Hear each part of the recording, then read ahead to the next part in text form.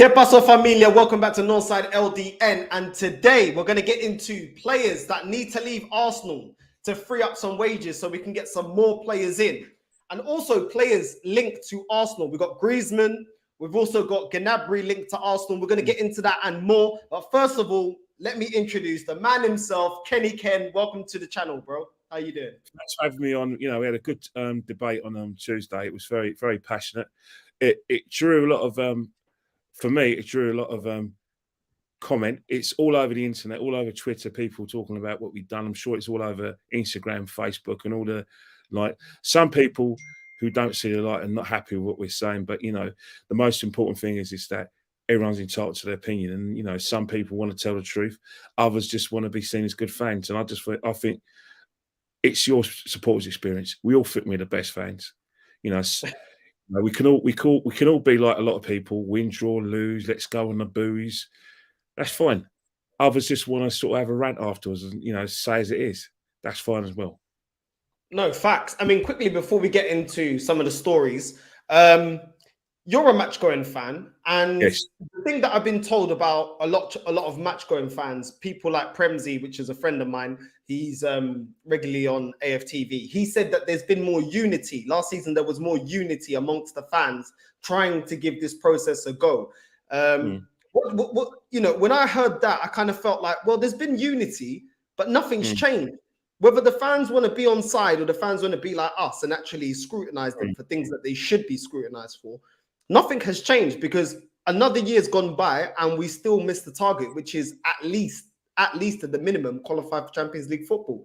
Do you think the fans being on side in terms of match-going fans, do you think that had an effect, or you think it's irrelevant? Well, first and foremost, we need to do some kind of a sort of a, you know, history lesson and do a zeitgeist lesson, because let's face it, we go by the zeitgeist, i.e. the spirit of the time. Let's remember we had a full season previously in 2021 where there was no crowds at stadiums. You know, we abandoned the 2019-2020 season. Well, it was for about 3 months because of the pandemic. And then after we had to restart with the pandemic, there were no fans allowed in. So there were a couple of experiments, you know, last season, you know, 2021, where we had 2,000 fans for a couple of games, and one in Europe, the Europa League, and one against Burnley, where fans had to go on a ballot. And then we had the experiment as well, where 10,000 fans were allowed in for the last home game season, Brighton. So basically, you're talking about 14,000 fans in total who went to see the game. So really and truly, the only reason why there's unity is because, let's face it, we hadn't seen each other since March 2020 at the games. So there's going to be unity. People are going to, you know, feel bereft in those last, you know, 18 months without their football. So they're going to be hugging each other, loving each other. You know, sometimes you only see your friends at the match. So, of course, there's going to be some sort of unity, and everyone's going to want to get behind the club because, you know, there's a school of thought that the reason why Arsenal had a really poor home record is because there was no fans. So fans are going to want to get behind the team, behind the manager. You know, there's some fans that say, I back whoever's in charge. You know, I support whoever's in a red shirt.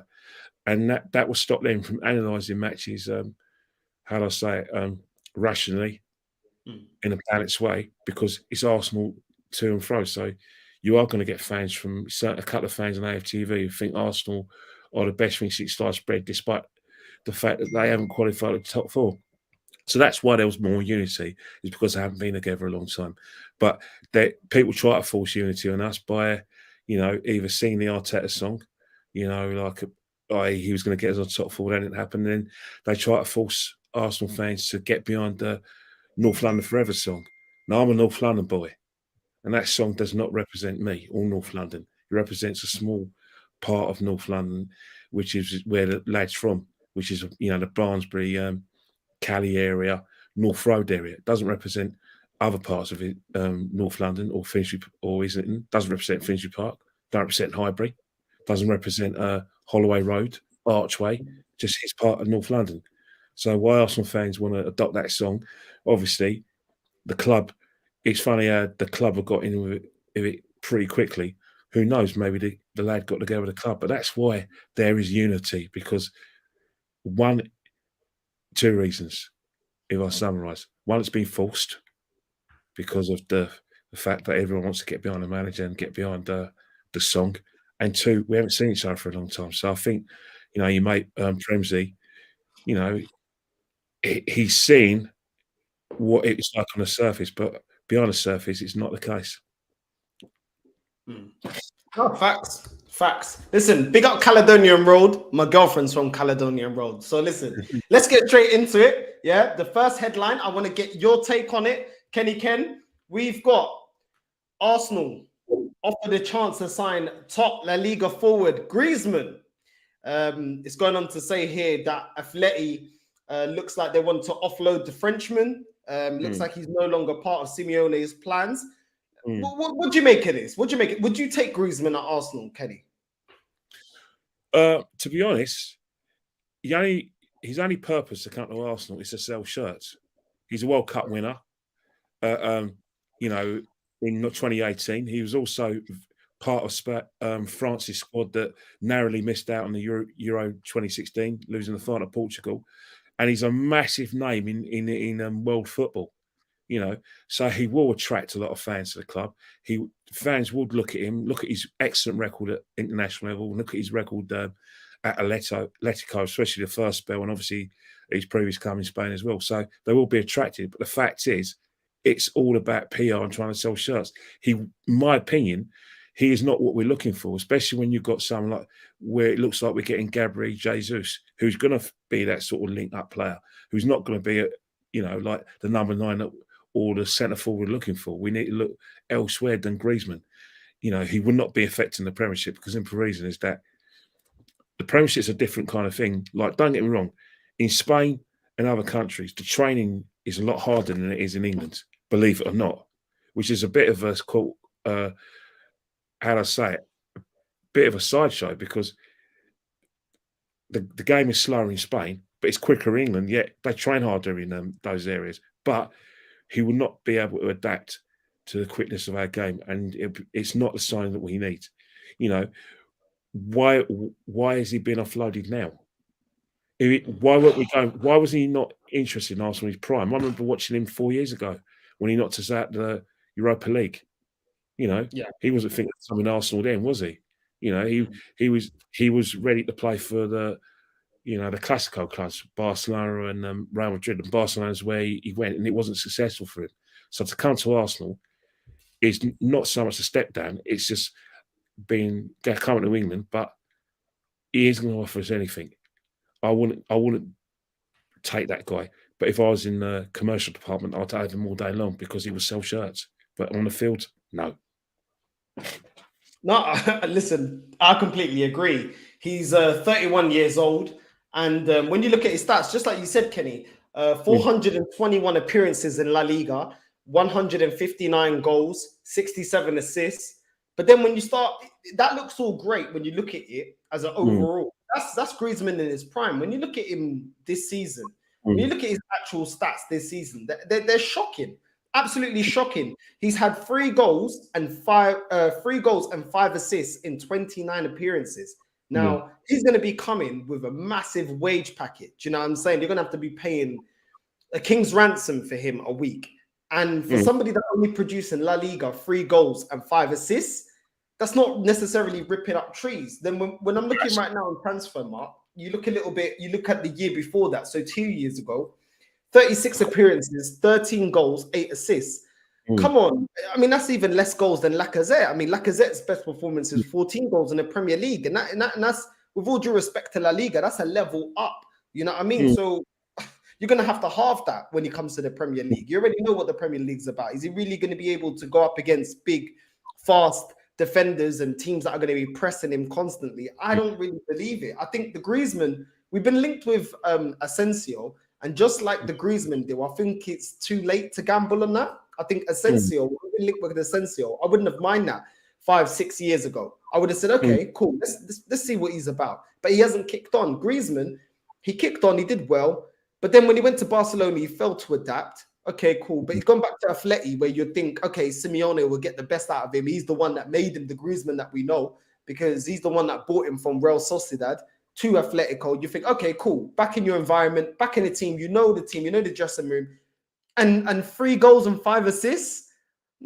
I think I think he's done. I don't think he's a player that with age is getting better, like Ibrahimovic with age. When he started hitting his mid to late 30s, he started accelerating, or a Benzema or a Lewandowski. He looks like the type of striker that he's actually declining with age. So I would prefer for us to go for somebody else. Would you? Anything I said that would you counter? Oh, not at all. You definitely, you're 100% right about these kind of players. Is that, you know, we're getting these players on the way down. Now, don't get me wrong. The Premiership finds you out a lot. It really finds you out a lot. And what Atletico have found, which a lot of clubs find, is that when you get a player that played for you and played for you in such a way that, you know, he has hero status, when you get him back, it's never quite the same. He never kind of reaches those levels. It just happens in football. It just happens. You know, the reason why it tends to happen is because the team moves on without you. Like, you come back in the team, but it's not the same sort of setup. The style of play may be the same, but the players who are there to, you know, create chances for you may not be there. They may be transferred out of the club, just like yourself. You look at the situation when he did play for Atletico. You know, he's now at Atletico. He's got Luis Suarez. Then he's got who's the lad from Portugal? What's his name again? Felipe. Jean Felix. Yeah, Felipe. So yeah, so Joao Felipe. So those kind of players were not there when they were building that massive team around him. Before he went to Barcelona. It was virtually built around his talents. Now, the team's different. He's just another player within that system of Simeone, and that's why it hasn't worked out for him, in my opinion. And the same with Barcelona. With Barcelona's Messi's team, let's face it. One of the reasons why I think Barcelona are in financial trouble is because whenever Barcelona sign a big Galactico, they have to make sure that any wage they give to that player, Messi has to have the same. I say it with great respect. Messi bankrupted Barcelona, but too right he did, because he deserved to bankrupt them, because he's the best. Him and Cristiano are the best players in the world. He brought a lot of business, a lot of merchandise and trophies to Barcelona, so they had to make him the be-all and end-all of it, but they couldn't afford to do that. No, 100%. I don't think I could argue with that. Big up Gooner, says Oregon Gooner. Big up to you. Make sure, people, there's 52 of you in the live right now. Make sure you like and subscribe. Also, go check out Kenny Ken's Instagram. I love the content that he puts up there. You need a channel, Kenny. You need a channel, man. Come on. You need a channel. You know what I mean? When are we going to convince you? Kenny? You froze, mate. You froze. Go out and then come back in. But listen, look at that smile. Look at that big smile. Do you know what I mean? We need to get Kenny Ken on the channel, man. We got Jez. Big up to Jez. You know what I mean? Go subscribe to the Arsenal History and more. Make sure you go subscribe to that. But yeah, man, listen. It is what it is. Kenny, while we wait for Kenny to log out and log back in, bro, you've got Eddie's face included as well. We know they're not going to move him on right now. Just a long new contract. Bro, I put him in, for the group that need to go out and are in the what I would call the Arsenal car boot sale, because I got car boot sale going on. Yeah, Rob Holding, Xhaka, Ben White, etc. They need to go, and Eddie Nketiah for me needs to go. That's my car boot sale. Those are the players that I think they need to get the hell out. Like we say in Portugal, rua, to the streets. You know what I mean? They need to go back to the streets. You know what I mean? Holy, they need to go. So listen, that's why I put him in the thumbnail, because for me, Esfilo da Puta needs to leave. Nketiah needs to leave. Xhaka needs to leave. Ainsley Maitland-Niles needs to leave. Pablo Mari needs to leave. Holding, bro, I don't care. I don't care if Nketiah signed a new deal. He needs to leave. He ain't good enough. But yeah, let me get. Here we go. Here it is. Sorry, but you know when you got a dog and he was round the box, that's what happened. So he's in the kennel. I'll tell you one thing, right? If there was like I'll tell you one thing, that dog's a pork chop. but because I love him, no, he's not staying in the freezer, mate. He's going to go on a Barbie, but in a nice way, in a Barbie. Listen, it is what it is, man. It is what it is. Listen, I love animals, man. I miss my dog, so yeah, enjoy it. Where is your dog? You miss him. I had a Rottweiler, female Rottweiler, but then what happened was I was doing my my apprenticeship to become a gas engineer, and then my sister started working, and then my mum was already working in central London, so none of us had time because I was working around central London because I live in Greater London. Well, I did at the time, and my mum was working central London, so was my sister. So the dog, with so much energy, not being walked, it started trashing up the house. And even when we were doing like cooking wings or whatever, you leave it in the oven and the dog was like going in the oven. And, you know, powerful dogs like that need to be walked. So in the end, unfortunately, we had to give him away to somebody from my mum's church. And our lifestyles changed and nobody was at home anymore to look after the dog. So for the benefit of the dog, we had to give her away. That's a shame, because a big dog like that definitely needs to be walked, mate. It needs a lot of they're big, powerful things, but when they're hungry, they could turn. You know what I mean? They got no respect for like I said, any sort of training you'll give it. Yeah. Well, she already knew what time it is because she was in an Angolan household, and she knows if you misbehave, the wooden spoon's coming out. The same way I got raised. She knew what time it is. She knew to behave, but. It is what it is. You do know there's a lot of woke people going to be watching this. They're going to think these two are animal bashers. If we're animal bashers, what's my mum for beating my ass? You know what I'm saying? As you said, cool. Abusive kids. Even though we come from like black families, abusive kids and all that. The woke brigade will be all over us, innit? Listen, try to call the police to my mum, bro. Good luck. Good luck. But listen, let's get into the next headline. I want to get your thoughts and feelings on this. Arsenal could re-sign £58.5 million player Gnabry. Now, what do you think about this, Kenny? Because I don't think that we're even in the race to get this guy. What do you think? Well, the thing about it is that unlike Greizmann, he is in his prime. Even though, look, 31, Griezmann's still in his prime. Only that, I don't think at the age of 31 he could adapt to his league. But this guy is a very, very young player.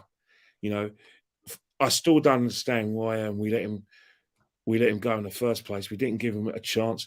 Arsene Wenger thought that Diox and Theo Walcott were much better prospects and probably were the right now players that he needed to keep us in the top four, and make token challenges to the title. So at the time, the guy wasn't going to wait around. So I get that. I kind of respect that. But, the thing that baffled me is the way Pulis treated him at West Brom. That really got to me. But in terms of what he's done at Bayern Munich, a fantastic player. Playing, he's thrived in a very attacking team. A lot of people say, but he's playing in the Farmers League. All right. But his performances in the Champions League were fantastic. I mean, sorry, Spurs fans. I know you watch a lot of what I do, and I know you watch what Northside does, and what Lee Gunner does, and what Jez does. But the game I remember mostly is that 7-2 thrashing that Bayern gave you at your stadium. Not trying to be provocative or anything, but this is an awesome show. We're talking about the potential of Serge Gnabry.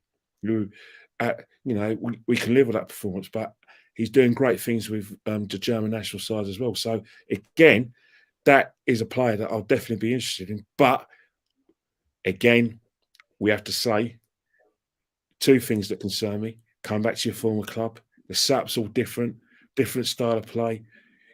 Arsene Wenger's not there to kind of let him go and express himself, which Arsene Wenger did with a lot of the players. Didn't really coach them as much, just like coaches like the Liverpool sides of the 70s and 80s, let them work out themselves.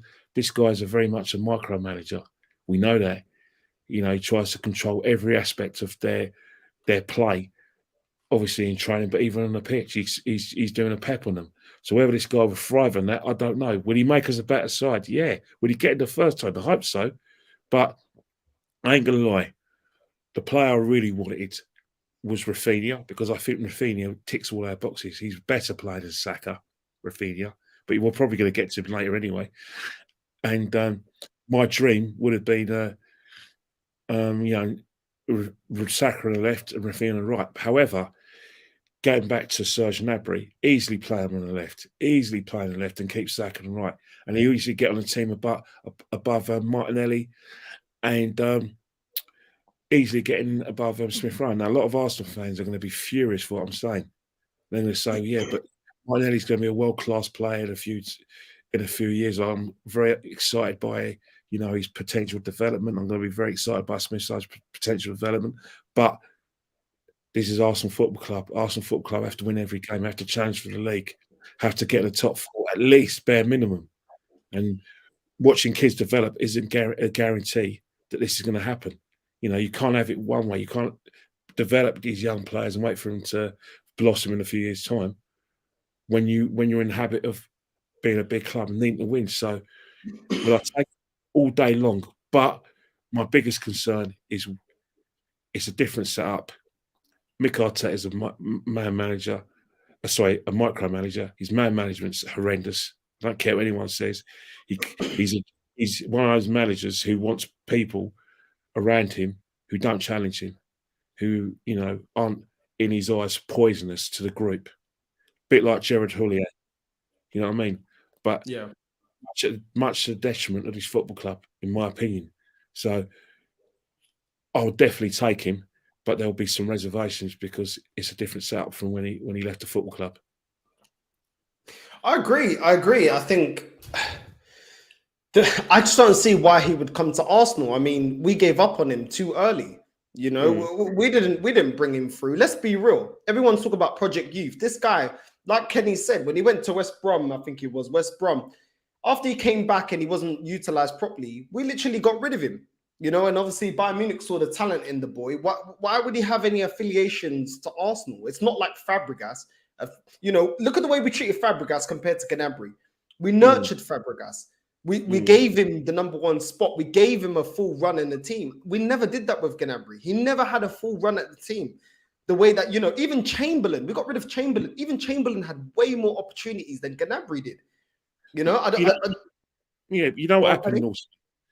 I think with Gnabry, it's when you kind of say his position is the right-hand side. So if you've kind of centralised him in one position, then that means he's basically vying for a place, alongside Theo Walcott and the Ox, and who are ultimately used as right-sided players, different kind of players. The Ox is more sort of like the traditional wingers that we used to see before they went all inverted and left-footed players playing on the right and the right-footed players on the left. But he was originally signed from was it Southampton because he was a right winger. Theo Walcott was just signed as a forward who can play on the right. So you've got Serge Gnabry. When you used to see him in the youth, he was playing on the right. So I think that's one of the reasons why he was deemed surplus requirements, or he just had enough, is because he had to get past 2 players, 2 first-team players for that right side position. That's the only position that was available to the lad. But things are different now. We now play inverted wingers, and he can definitely play on the left-hand side of a 3. That's probably going to put pressure on Martinelli. But as I said, I don't care less. I'm not going to just wait for Saka, Smith Rowe, sing all these songs about them, and watch Spurs, challenge for the title. Watch Spurs, get in the top 4. I want right now. And if these players are good enough, then they should welcome the competition, because this is not going to be some sort of experiment. Oh yeah, they play well, and then all of a sudden some big club comes from them and we sell them, because that's what Project Youth is all about. It's not about nurturing them so they can help us win trophies. It's about nurturing them so they can be sold to the highest bidder and we can make a profit. That's what Project Youth is only about. That. Don't listen to anyone try and kid you and say that Project Youth is about future development of players in order for us to dominate football. What a load of BS. Do you know what's mad about it, Kenny? If the reports are to be believed, they're saying that he's 60 million because he's not signing a new contract at the moment with Bayern Munich. Now, if the reports are to be believed of the last offer that we put for Rafinha, that is the same amount of money we're going to pay for Rafinha. And for me personally, I don't understand why Arsenal would not go for Gnabry, because he's a more proven player than Rafinha. Rafinha is a very good player, but he's never been at a top club and asked to be, asked to be playing week in, week out at the top level. Gnabry has a place there in the starting lineup at Bayern Munich. Now, we know the level of Bayern Munich. He's producing the Champions League. This kid is ready. He is ready to perform at the top level. Rafinha, who they just signed from Liverpool. They signed Mane. So again, Mane plays his best football on this left-hand side. So that's Serge's position. Mane is one of the best players in the world. Something that Serge isn't. That's just facts. Mane has done it for Liverpool and in Champions League. He's done it in what we feel is the hardest league in the world. International level, he's going to be playing in the World Cup. Also, most importantly, he's an African champion. This is a gold 24-carat player that Bayern has signed, which is going to probably leave him, certain requirements. It's not just Gnabry. Kingsley Coman may have to worry about his place at Bayern as well. But in terms of getting Gnabry, that is a great buy. But my personal preference was always Rafinha, because the simple reason is that I'm only going on the potential of how I think he's going to fit into our side, and how I think that sad to say that the Pepe era experiment is not working. Arteta don't rate him, so we're going to have to get someone else in. But you kind of looked at it in a different way than me. I kind of looked at it. I mean, there's no right or wrong. I mean, this is all opinions. But you looked at it as you think Rafinha's got a higher ceiling. I kind of looked at it as, you know what? I really wanted Rafinha, and I'm not going to flip flop just because he's going to our rivals, to Chelsea. I really wanted him. But if you would have given me the option between both for the same amount of money, which is to be reported, 60 mil each one gets them over the line, then I would rather go for Gnabry, because I feel like he's a more proven player, tested player, even in international football and for a bigger club.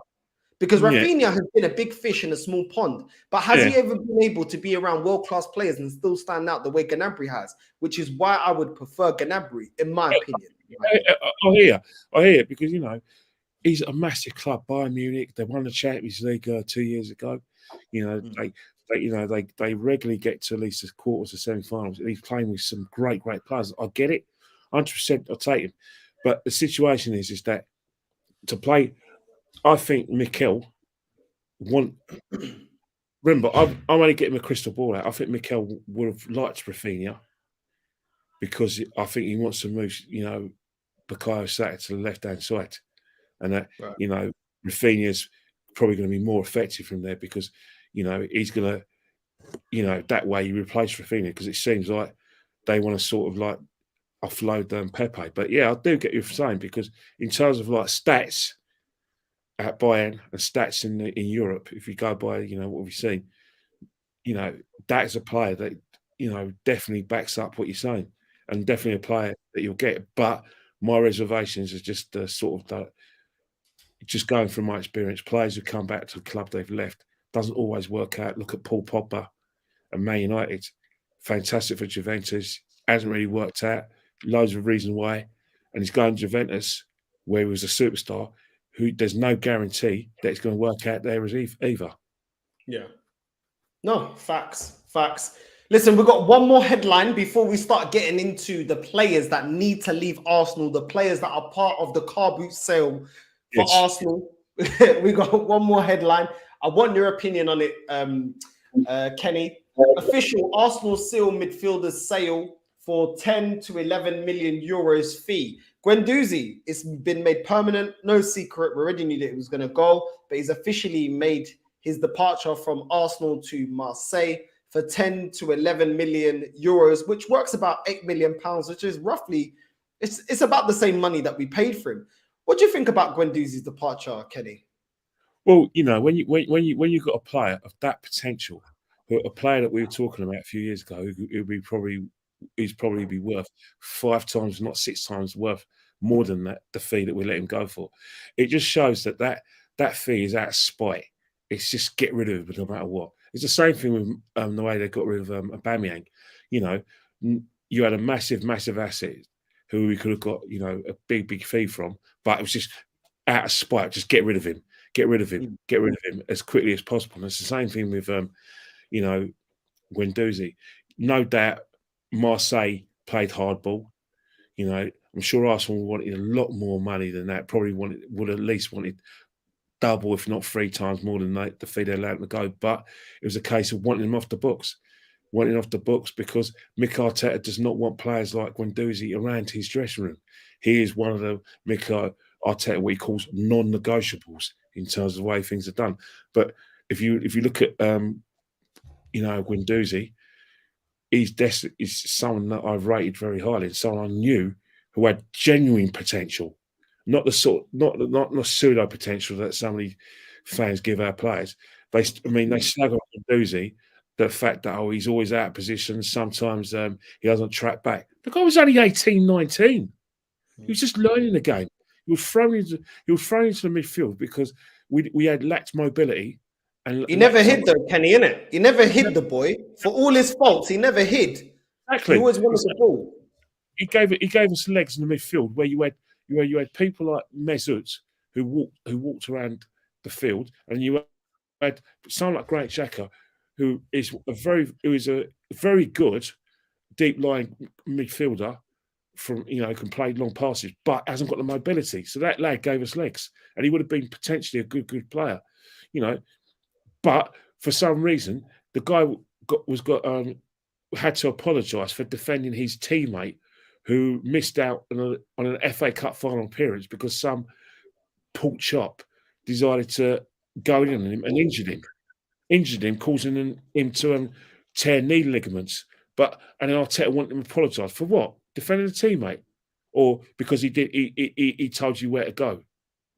Yeah, but didn't that happen in the times of the Invincibles? You know that full well, Kenny. I remember seeing that. Whenever something happened, Vieira would be in their face. You know what I mean? Henry would be in their face. All of them will be in their face. So Campbell, all of them will be in your face. Like what? Do you know what I mean? We're going to war. And Arsene Wenger never used to criticize them for that because the team are together. They fight together. Why is that? Why is it that Guendouzi got shone for that? And then we're going with Xhaka that tells us to F off. But yet Guendouzi's fighting for his teammates, yet that's condemned. I'll tell you why. Simple reason is that Xhaka isn't seen as a bad egg. Xhaka is someone who would carry out his manager's instructions on a football field. Xhaka is part of the Arteta, how I say it, circle of trust. Players who have argued back with Arteta, who've looked at Arteta and said, "No, I don't respect you. I don't want to play for you." They are at the football club. There's a long list of these players.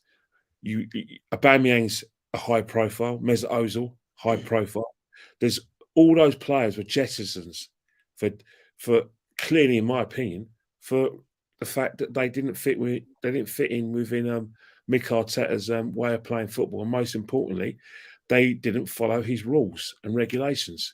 You know, Mikel Arteta is basically a David Moyes, how to say, Hispanic David Moyes in terms of his tactics and appeal, and that's just facts because he's very much like David Moyes, what you do off the ball, but he has a Pep Guardiola mentality where Guardiola likes to be a micromanager. He likes to control all aspects of a player's career in the training ground and on the pitch. He micro coaches his players even after they win matches.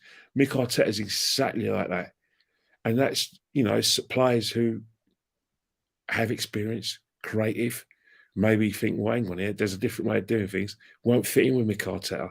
Hence the fact that it's a myth when people say that Mikel Arteta has a, you know, maybe got the dressing room on side. Maybe he has. But it's very easy for coaches to have a dressing room on side if you have people who are obedient, players who follow the line.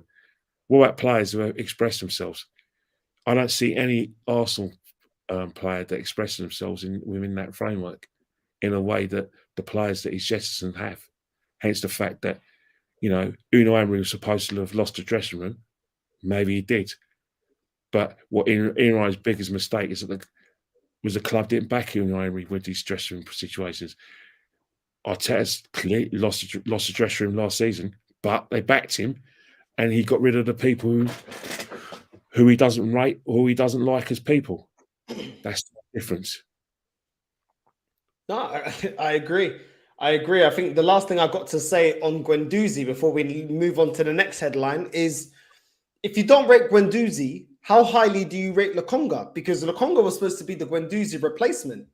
And looks like we're going to get him going out on loan. So how are we getting a replacement for a player that's deemed not good enough? And then the replacement in less than a year is going out on loan because he's deemed not good enough. Same problem with Tavaj. We got rid of Kolasinac. We got Tavaj. At certain points in the season, we were playing Xhaka left back ahead of the left back that we bought in August. That all these super fans were saying that we had an amazing summer transfer window and we replaced this and we replaced that, and the 150 mil. It's crazy. So that's how you got to assess it. Are the players that Mikel Arteta has brought in better than the ones that have left? No. And that's how I look at it. The next headline that I want your opinion on, Kenny, is Arsenal set to lose £25 million Nicolas Pepe edges towards loan exit as pressure increases on Edu. Now, we were talking about Guendouzi and how at any price we're ready to get rid of him. And it looks like Nicolas Pepe has been treated the same way. £25 million after we broke. He's our highest player that we've highest paid player that we've ever bought. We broke the transfer window to get him in, and now we're looking like we're going to flog him for £25 million. What's your thoughts on it, Kenny? Well, first and foremost, Nicolas Pepe was a player that was clearly bought by members of the board rather than the player. By the coaches. Let's not forget that Unai Emery wasn't preferred Zaha from Crystal Palace after his performances in the game, which I think started the ball running for us not getting the top four in the 2018-2019 season. That was the game where I genuinely believed that Mikel Arteta, first looked at Zaha. So instead of getting Zaha, we got his international teammate, Pepe, who I believe was never the first choice. But one thing about Pepe, and I say it, he's the most naturally gifted player we have at the football club. Easily more naturally gifted than Saka, more naturally gifted than Martinelli. His quickness of feet and his skill and talent is unbelievable. But it's a but. The but is that Mikel Arteta seems to feel that he can only play him in a sort when we play wing backs. You look at his performance in the FA Cup finals, which we won, nearly 3 years ago now. The catalyst for everyone talks about Aubameyang's goals, Lacazette's holding up the ball, Maitland-Niles' ability to play as a left wing back, but no one talks about the fact that Nicolas Pepe was brilliant in that cup run. He was brilliant towards the end of that season, and even last season when he came on, obviously no doubt he did. It was the only Europa League, and we were playing against really poor opposition. At that time, his stats were favourable. But the thing that really done for Pepe under Mikel Arteta is he's off the ball. Off the ball, Mikel Arteta's body language is negative towards the guy. I was at home and away matches, and I could categorically say that when we were out of possession, I could see Mikel Arteta gesturing towards the lad, and looking frustrated with the guy. So there's no way, in my opinion, right, that there was no way, in my opinion, that he was going to be retained. It just wasn't going to happen. Even when you had injuries to certain players, he wasn't coming on. If you look at his stats, how many games did he start? How many substitute appearances did he make? I doubt out of the 38 games, he featured in half of them. I'd be surprised if he did. Mikel Arteta does not need or want Nicolas Pepe in his team, but the club, because they spent 72 million, have to get someone sort of outlay. So, 25 million, 30 million is about right for the guy. But I think that it's a poor indictment that there's someone at Arsenal Football Club, and everyone collectively has to take responsibility. His teammates, the coach, the board, that we could have found a way to get the best out of our most expensive signing, especially a guy with that natural ability. I find that quite extraordinary, and I think it's an embarrassment for Arsenal Football Club that we couldn't get the best out of that guy, because he's technically the most gifted player we have. But I suppose our pursuit of players like, you know, Gnabry and Rafinha is because in order to get these players in, we need to get rid of an asset, and he's that asset. I completely agree, Kenny. You remember when Arteta first came in, and people, and I've said this before on this channel, people were lauding him up for, apparently he was the coach that was working on Sterling. He's the one that made Sterling the player that he is now and transformed him from the player that he was in Liverpool to Man City, X, Y, and Z. And I always thought, okay, cool. You guys are saying, I don't believe it, but okay, cool. Then when Martinelli and Saka were performing, oh, it's Mikel Arteta. He's training the kids. Look at the youth project. He's training them.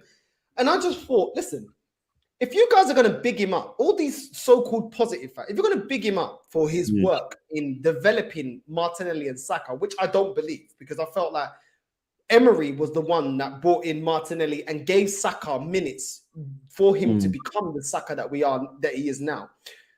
If you're going to give him credit in that, how come you can't criticize him that he can't do it with a 26-year-old Pepe in his prime that is probably a better finisher than both of them? How is it that he's unable to train Pepe that's further along in his development, but yet he's able to train the youngsters? It makes no sense. It makes no sense in my opinion, because Sterling, when he came to Man City and he was so-called training Sterling wasn't 21 years old. He was already 24, 25. He was already around the same age as Pepe. So how come you're able to work on Sterling's game, but you're unable to do it with Pepe? How come you can train Martinelli and Saka, but you can't do it with Pepe? Because these lot don't actually believe the pucaria that they come out with. They come out with merda. They come out with crap. And then when you actually press them on it, no, listen, Saka was kicking on before this guy came in. Martinelli was kicking on before this guy came in. It's not, they didn't start performing once Arteta came in. And that is why I'm sad to see the way we're training Pepe. The last thing I will say on Pepe before we move on Pepe is, if he was so sure that he didn't want Pepe, at least give him games in the cups. Because if you get his stats up, if you want to sell him, you're only going to win. Because if he's getting, I don't know, if he finished the season with, you know, a couple of assists and a couple of goals, certain clubs will think, okay, he's asking too much in wages, but he did actually have a decent season, because when you look at his stats, he's actually performed. Like you said, and you were spot on. How many times did we see him coming on for the last 10, 15 minutes?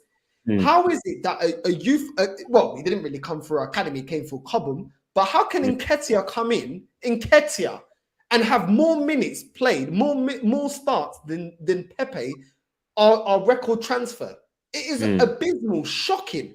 So this club, when people want to be accountants, how come we let go of Aubameyang, our second highest transfer ever? How come we let rot our highest transfer, which is Pepe, let him burn on the bench and not even give him a minute? Bringing a player on for the last 10, 15 minutes, he's not going to affect the game. Anyone that knows football, like you do, Kenny, and like you've got way more experience watching the game than me, it's very hard to affect the game with 10, 15 minutes. You need to give him 30 minutes minimum. Well, yeah, and you're 100% right. It's one of those things where, you know, the players that you're talking about in Man City, these are players that Man City invested in because you have to rate them. You have to rate them. Now, a lot of people thought that when Pep Guardiola came to Man City, that Sterling would be a casualty, but that was never the case. Pep Guardiola saw something in Raheem Sterling, and he knew he can get the best out of the lad, and he did. He did. He got the best out of Raheem, and and he's turned Raheem Sterling into one of the best players in the country, and probably one of the best players in Europe. Now, a lot of people slag off Raheem Sterling. They they think that he doesn't release the ball at the right times, he misses chances, blah, blah. But his numbers are just fantastic. And a lot of that's down to Pep Guardiola. But it's only because Pep believed in him. Does Arteta actually believe in Nicola Pepe? I doubt it. I think that he probably feels that he can get more out of Bukayo Saka and Smith Rowe and players like Maitland-Niles out of them, because Bukayo Saka, in Arteta's opinion, is more of a complete footballer. He can play various positions, and most importantly, is that he feels that Bukayo Saka's better out off the ball than Nicola Pepe, and I think that's what these managers like Pep, David Moyes, I think all the managers nowadays, with the exception of Solskjaer, want players to do a lot of work off the ball to stop attacks coming through, stop the counter attacks. So they want to be able to protect their midfielders, and the midfielders to protect the defence and blah blah. They don't want any spaces coming through, and I think managers like Arteta are just like that. And I think Nicola Pepe is part of the problem for Mikel Arteta. It's off the ball. But then again, you can coach someone there. You can't give up on them. You can say, right, this is how we play. I'm gonna make sure I get the best of you to get you within my team. That way, if you do all of that, you stay in my team. I just think that, it's a case where Unai, Mikel didn't want the player. They probably had their mind on someone else. And once you give that kind of body language away, then you're not going to coach them in the way that you coach Sterling or, Foden, which he seems to get credit for. It's personal preferences. You don't rate someone, you're not going to invest in them. Simple as. You don't care about someone, you're not going to talk about them, you're not going to shout at them, you're not going to put your arm around them. Yeah. No, facts. I mean, we got another headline. Moving on from Nicolas Pepe. Arsenal target hints he'd prefer to join Champions League club. Now we got this Gelson Bremer, Brazilian centre back.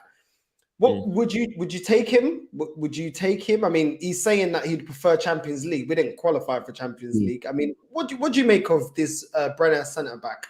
You know what? It's just another line. We're looking at Martinez as well. I mean, and some fans still think that Mikel Arteta is going to give Saliba a chance.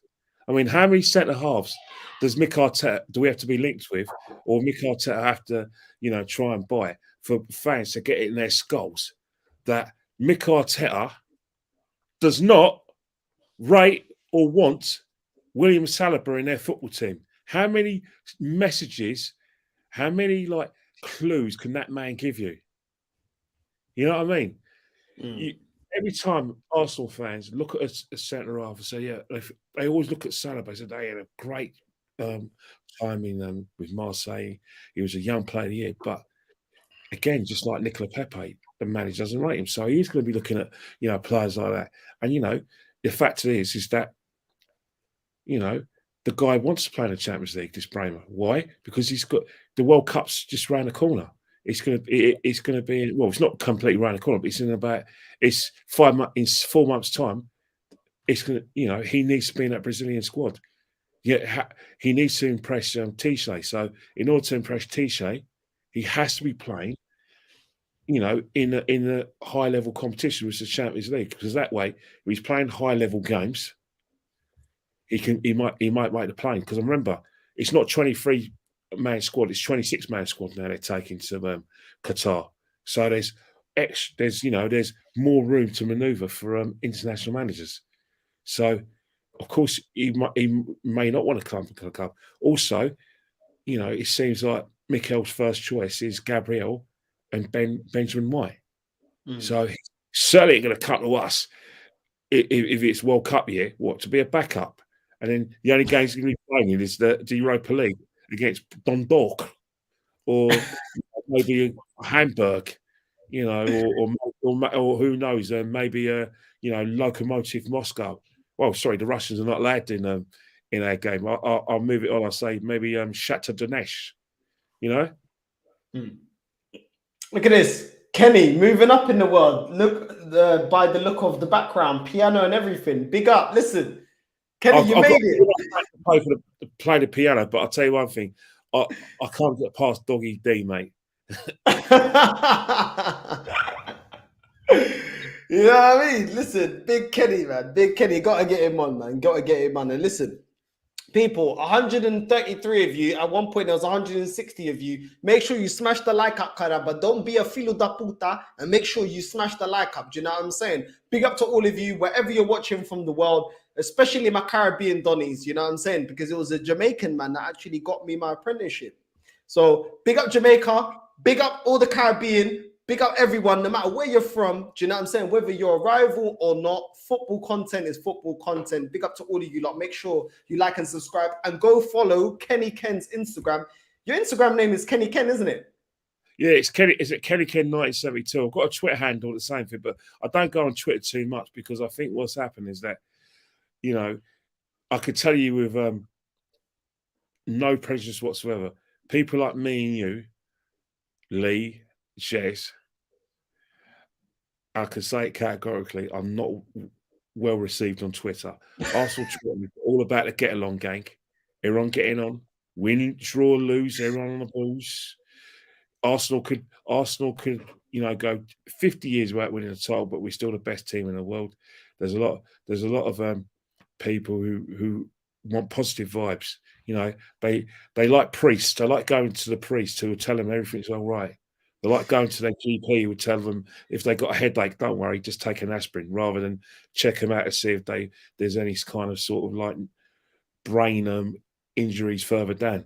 That's the type of fans we have on Twitter. So we are utterly detested on there. Hence the fact that I don't give them ammunition to try and attack me with, because I ain't got all day to try and talk to them. I go on Instagram and it's more fun. Nicer vibe of people there.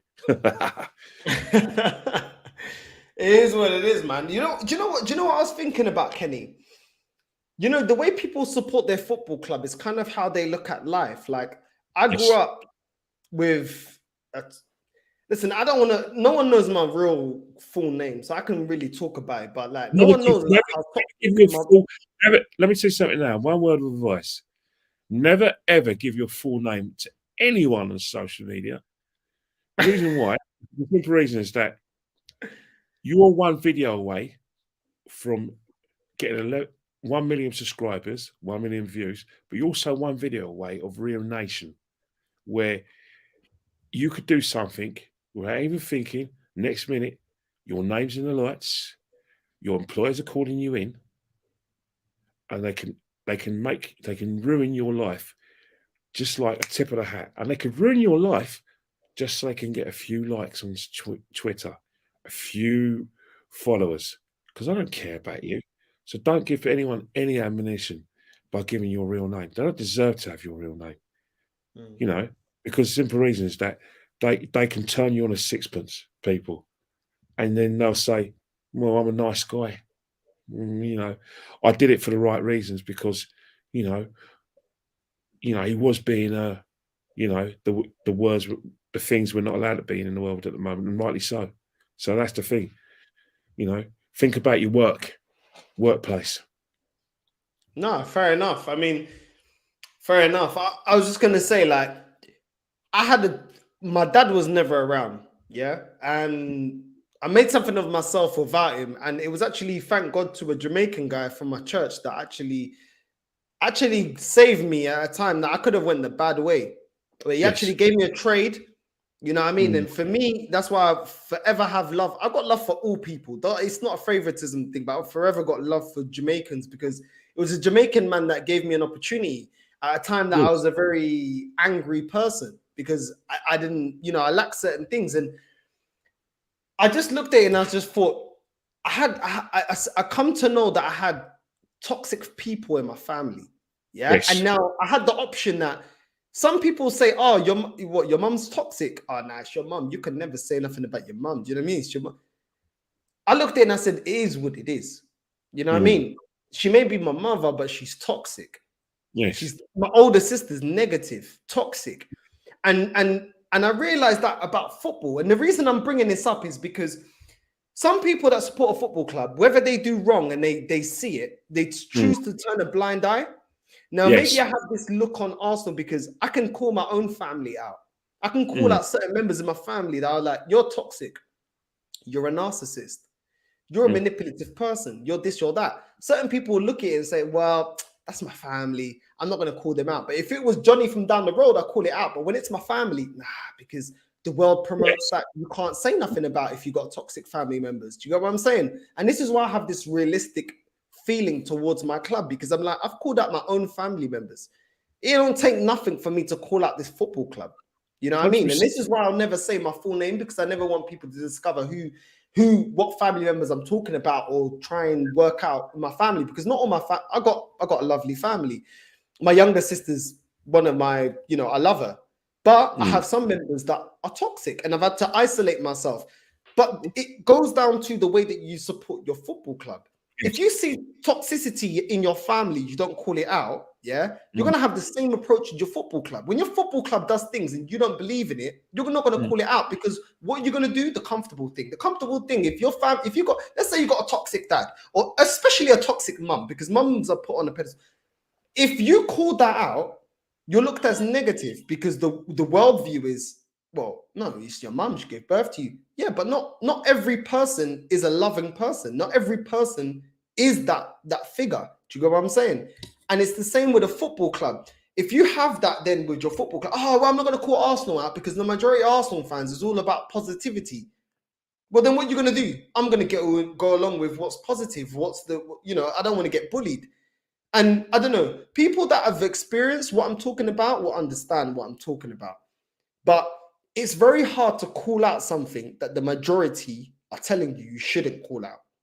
Do you get what I'm saying? When I'm talking to someone that's had a loving parent, when I'm talking about what my experience has been and not having that, they don't understand me, because their view is that, no, it's loving. Like, I can't understand that.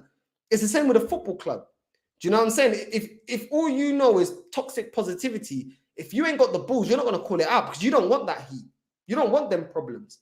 Do you know what I mean? So listen, some people will get what I'm saying, some people won't. If you have a loving parent or parents, congratulations to you. Not everyone is blessed with that. So listen, if you have experienced that, big up to you. Well, you see, the thing is, what that guy gave you, he didn't give you, what he gave you is something more important than a job. What he gave you was it gave you the opportunity to realise that for you to be your own person. Because let me tell you something now, where we're from, in my part of London, and the sport of London, you, is that people around you, sometimes because they're so caught up in what they want you to be and how they want you to be, they're not naturally happy for you in any choice you make, because they have an opinion of how you should lead your life. And if it's anything different to them, of course, you're going to have some sort of, the odd remark, or people are toxic, because they're putting their feelings, their habits onto you. So what that guy gave you is much more important than a job, was your ability to be yourself and know what you want out of life. So that way you can, no matter what people tell you, you just get on with it. And you are going to be rude to people because you've got tunnel vision. This is what you want to do. Shut up. It ain't your life. You may not have the talent, so that way you don't want to do it. But I have the talent to be YouTube. I have a talent to do a trade. So just because you've got limitations, they're not my limitations. And that's the same thing. And what you say about the football club is 100% right. Arsenal fans can't big up the club in any other way, but tell the truth. We haven't won the league for 18 years. We haven't been a top four 6 years. We haven't won a European trophy for 28 years. Yes, we had some great success, but we're slipping further behind our rivals in the top six in a lot of ways, i.e. the fact that a lot of them some of them are in the top four. One, the fact that they can attract big name managers and big name players. So you can't say that everything's rose in the garden. All the other top six clubs are not talking about Project Youth or Youth Project or Trust the Process. They're not talking about that. They want to win now. Hence the fact they get big name managers. Hence the fact they sack managers. Players who are looking for some sort of a cuddles or Project Youth or youth developments. Let's see how you're going to play in the next few years. You know, it's not available at these other big six clubs because they have to win. Arsenal need to follow that mantra, you know, and that's why people like me and you will be called out because we actually say as it is. We're not saying we're right, but the facts don't lie. No league title for 18 years, no European trophy for 28 years, not participation in the Champions League since 2016-2017 season. These are just facts. Mm. And a big club like Arsenal, this is a disaster. If you finishing fifth, despite the fact a lot of fans think we lost our first 3 games, is a disaster. There's no sugarcoating and coming away from that. Yes, if you finish fifth, that means you're in the top 6 out of 20 clubs. Fine, but what you want to achieve, i.e., win the league, or second best, get the top 4, win a trophy, we didn't achieve that. So it's not a case of being level-headed or context. There's no, excuse my French, there's no French FCUK context or level-headedness when your club don't win a trophy and then get in the top 4, don't win a title. Sorry, these facts. So you can be as positive as you like, you know, try and get excited about, you know, small victories, fine. But the table doesn't lie. The trophy cabinet doesn't lie. I'm sorry, but that's how you've got to do it. If you want to go the other way, crack on. That's your supporters' experience. There you go. There you go. It's really down to you as a person. Do you call out stuff, no matter if it's your family, anyone? Like, that's the point I was making. Even if it's hard, even if it's someone that you love or the club you love, do you call it out? Or do you back away because it's too hard and it's better to believe that, I'd rather believe into fantasy. I'd rather believe in this and that. It's up to you really what you believe in. Do you know what I mean? And it's up to you if you're really going to call things out or you're going to go with how Kenny calls it, the get along gang. Well, that's the thing. They are. And the thing about it is that they're doing it under false pretenses because the reason why they want to do it is because, you know, they claim they want to be good fans. But right now, to get on Sky Sports, to get on Talk Sport, to get on paid written work and paid work, you have to be positive about the football club and football in general. And that's just a fact. So, you know, when you see these people being positive, just look for the bells in their feet and look for the sheep clothing. Because that's or sheep or wolves clothing, because that's exactly what a lot of these people are about. And they want to deny it, fine, but it's the proof's in the pudding. There you go. There you go. The next headline, I want to get your opinion on this. Nottingham Forest targeting Arsenal star Ainsley Maitland-Niles after poor loan spell at Jose Mourinho's Roma.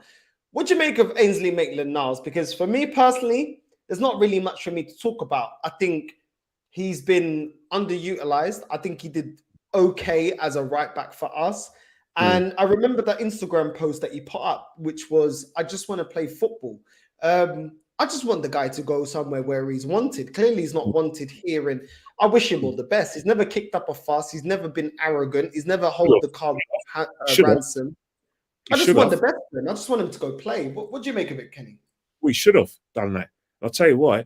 You think about it, 2 years ago, he was in Gareth Southgate's England team, England squad, you know, in the England squad for the League of Nations games.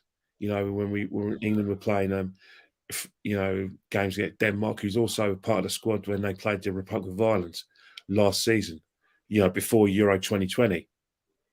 On the back of the fact that he you know, deputised at left wing back in the FA Cup run.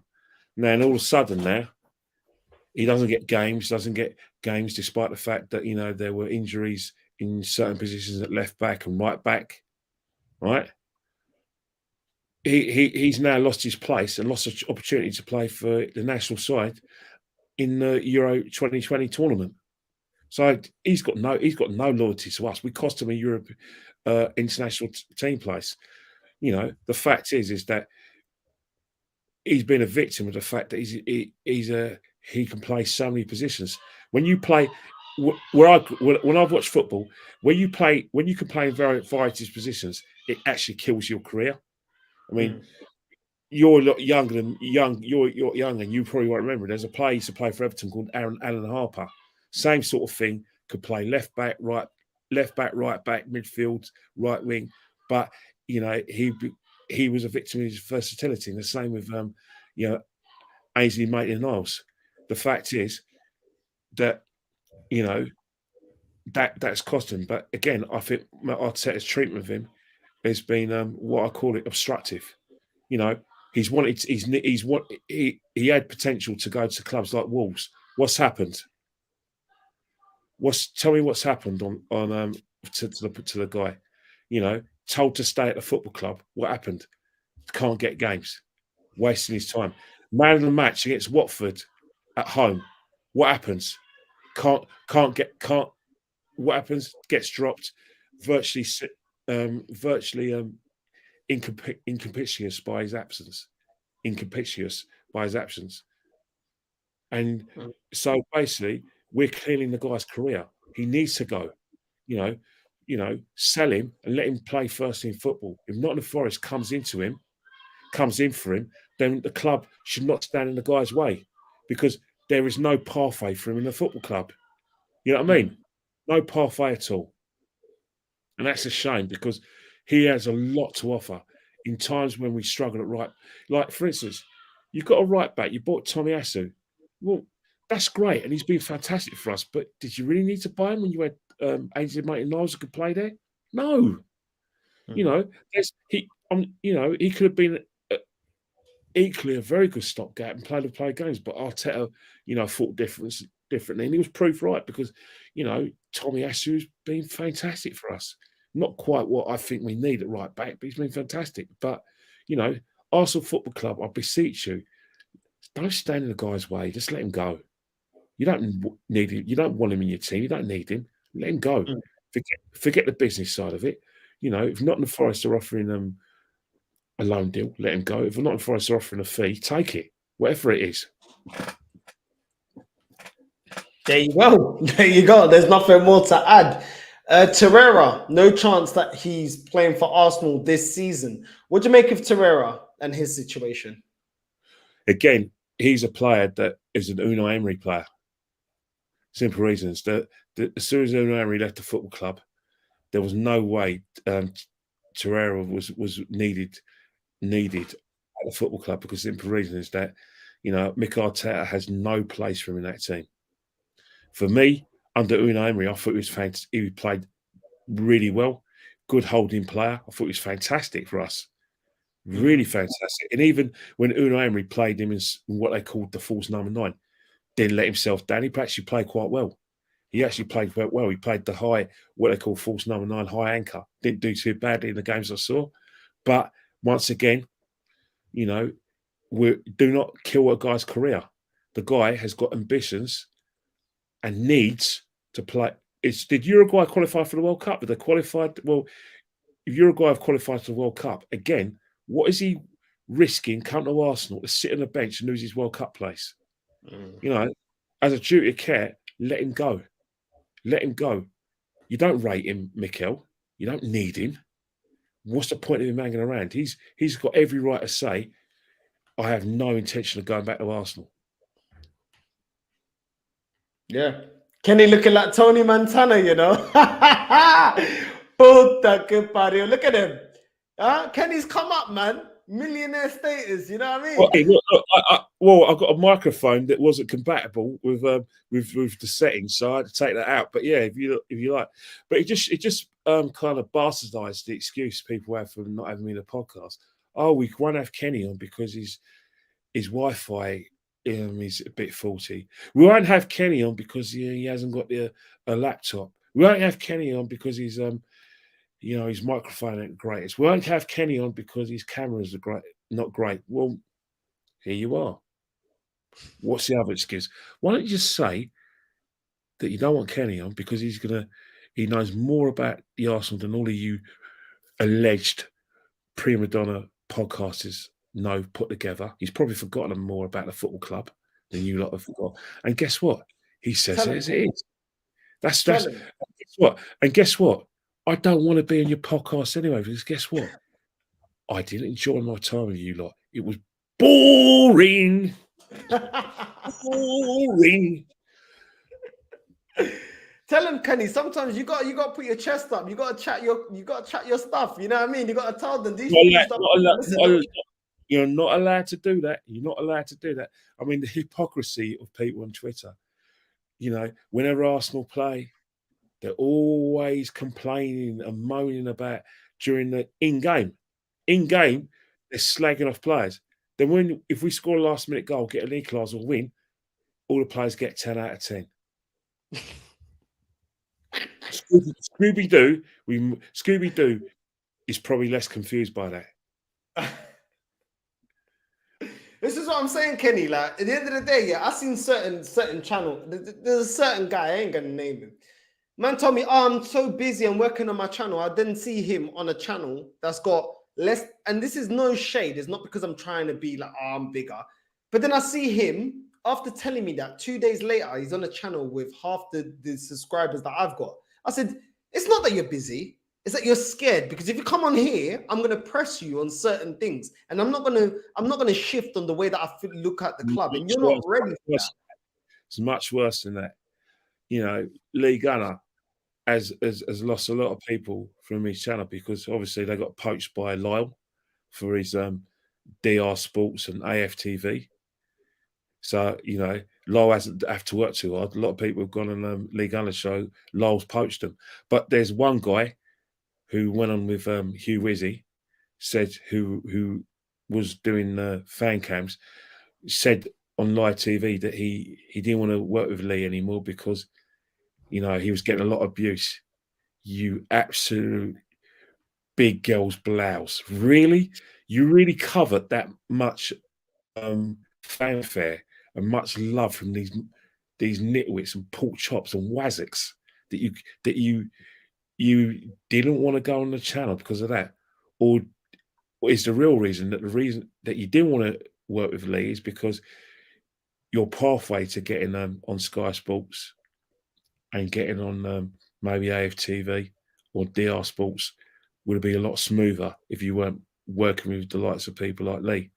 Hence the fact that you're having the same sort of situation. You're seen as, you know, toxic because of your views. And so am I. So people will disassociate yourselves with you, maybe mute you on Twitter. But you know what? They can go forth and multiply, because at the end of the day, if they generally think that these guys who are coveting these positions are going to let him in, he's, you know what, he must be watching Play School all his life.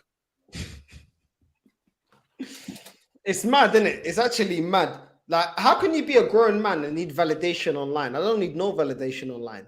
I speak from the heart. When I say everything I say, I speak from the heart. Some people need validation. Some people need to be loved, need to be cuddled, need to be admired.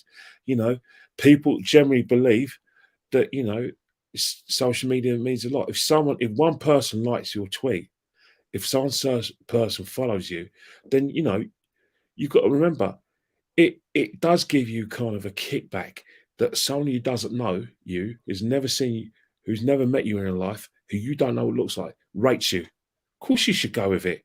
You'd be a pork chop not to do that. You know, it's nice to have people think, you know, that you're good at what you do. It's nice, you know, because simple reason is that you're in an industry now where, you know, you want people to listen to what you've got to say. People want to hear what you've got to say. They want to hear you talk about transfer deadline. They want to hear you talk about the match. So give them what they want.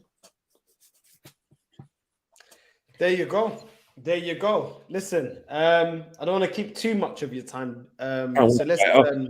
Let me tell you something now, right? Anyone for tennis, not me. Oh my day. Listen, Kenny, man, I could pick your brain for times, man, because obviously my mum came here from Portugal in the late 80s, and I was born here. I was born in 92. I was born here in England. And obviously coming up in a single parent family, It's like I never had the option to go to Highbury. I never, you know what I mean? It's like she's supporting 3 kids. She ain't got money to be. Oh, do you want to go to the Arsenal? And this is something I think needs to be spoken of a lot more. My family are immigrants. My family are from Angola, Cape Verde, and Portugal. Sorry to interrupt you. You know, I want to stop you there because that is where Arsenal Football Club have got it wrong. Because back in the day, a lot of Arsenal fans in the area, our first games at Arsenal weren't to go and see the big boys, to watch the reserves. So they used to charge, Arsenal used to charge you £2.50, and the reserves, they used to charge you probably about 80p, £1 to get in to watch the reserves. And then Arsenal reserves was free. Now, what's happening now is that whilst all those games were played in Highbury in the 80s and the 90s, so I was a kid in the 80s, you know, I could go and watch the reserves play and some of the first teams were playing. That gives you the love and the sample love of the club, so you get to know the club, and then you graduate towards, you know, going to watch the first team, which is how a lot of people in Islington, we all started, you know, the football combination games. You don't have that now, and that's where that's where your introduction to Arsenal was probably coming when you were a lot older, when you had your first job, or you had money of your own. So that's shame on Arsenal.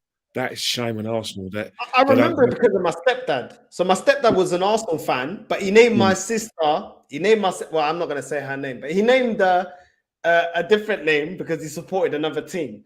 But then he became an Arsenal fan. And I remember Arsenal's success in the late 90s to the early 2000s because of him. But it's like, when you come from an immigrant background and your mum is foreign, doesn't even speak English, but like, my mum only speaks Portuguese in an area where they never seen black people speak Portuguese in the first place.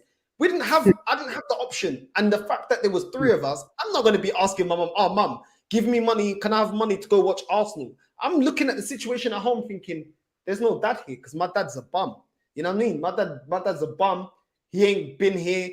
So I'm not going to put that pressure on her. Do you know what I mean? So that's when fans like you tell me things that I may have seen in the 90s, but I never was I never had the privilege to go see that because of my upbringing, because, you know, my mom always provided, but, you know, we had to save. And just the lifestyle of being a foreigner, going back to Portugal, helping family out.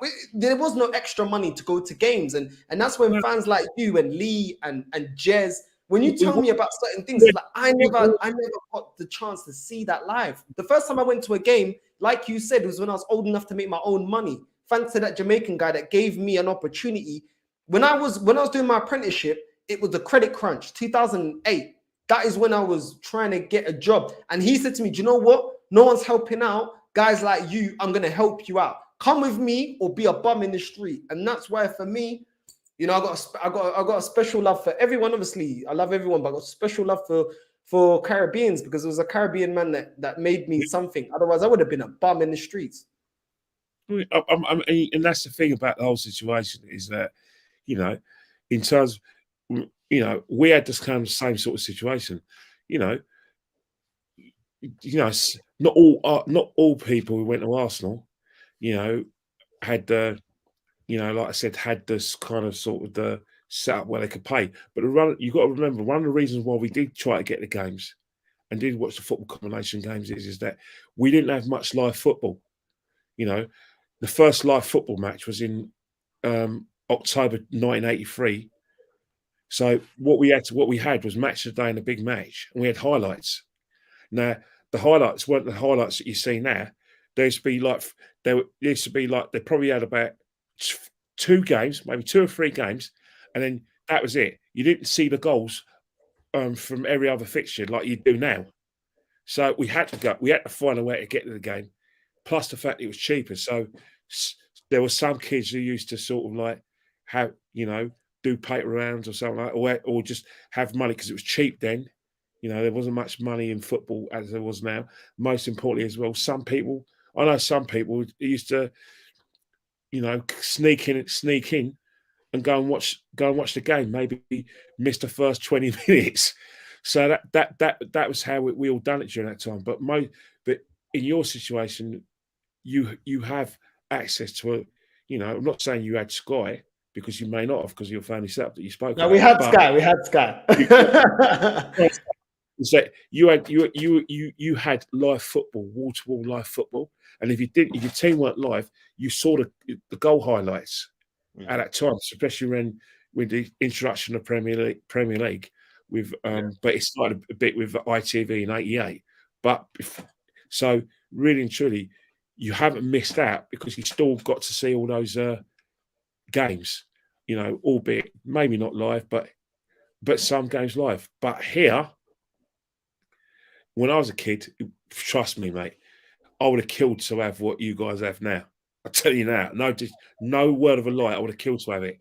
Because the simple reason is that there were some times that if I didn't go watch Arsenal, I mightn't even see the goals. Who took you to your first games, and how old are you? Well, my first games, the football combination games, I used to be a nipper really, because it was, my next door neighbour, God bless his soul, David Ed. He used to play for the club. He was he used to play with it, and Gary Lewin, who used to be the physio, was the goalkeeper in the Arsenal reserves. So I used to play Raphael Mead, Huggy White, Chris White was there and everything. So he was the one who introduced, and my mum as well was the one who took me to games as well. So but I wasn't old enough to remember. But my mum, David, my mum took me to games, and she stopped. Then David took me to the football combination games, so got me back into the Arsenal. And then when I was about 11, 12, I went to my first game of my own in '84 to go and watch us play.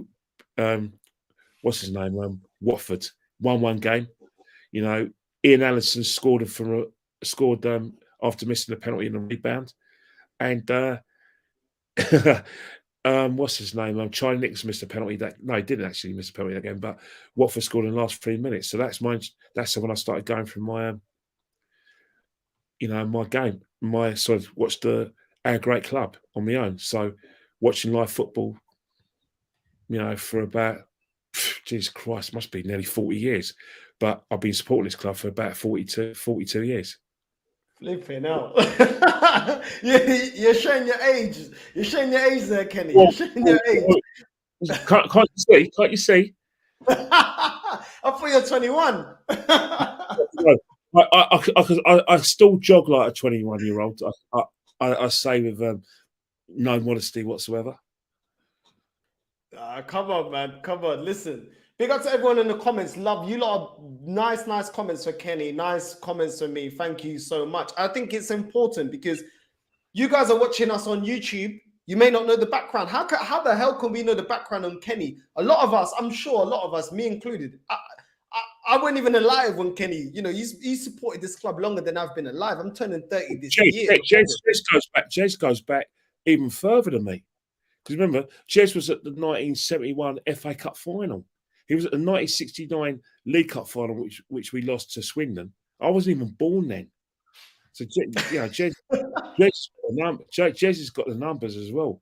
But, Ty of Arsenal, Ty and Arsenal Fan TV, do you know that me and him grew up together? We used to go play centres together in around North London, Islington, Finsbury Park area. Because Ty's from like Hornsey Rice. I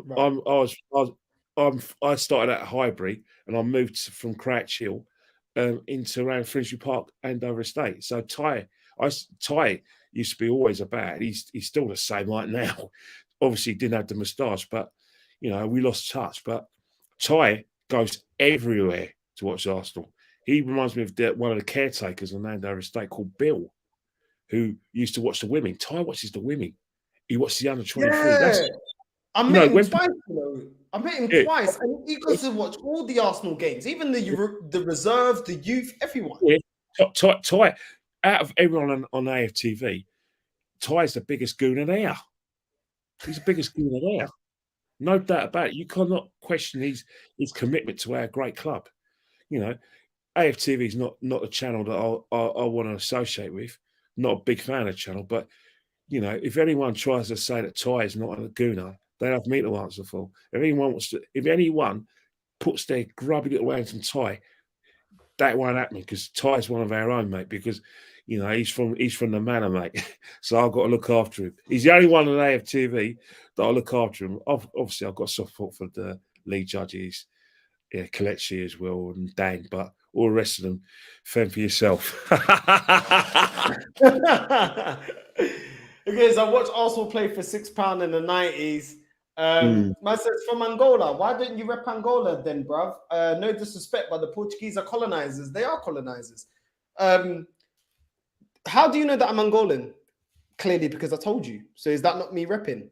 You know what I mean? When you go on my social media, how do you know? How's that me not repping? When you go on my Instagram, the music I play is Kizomba.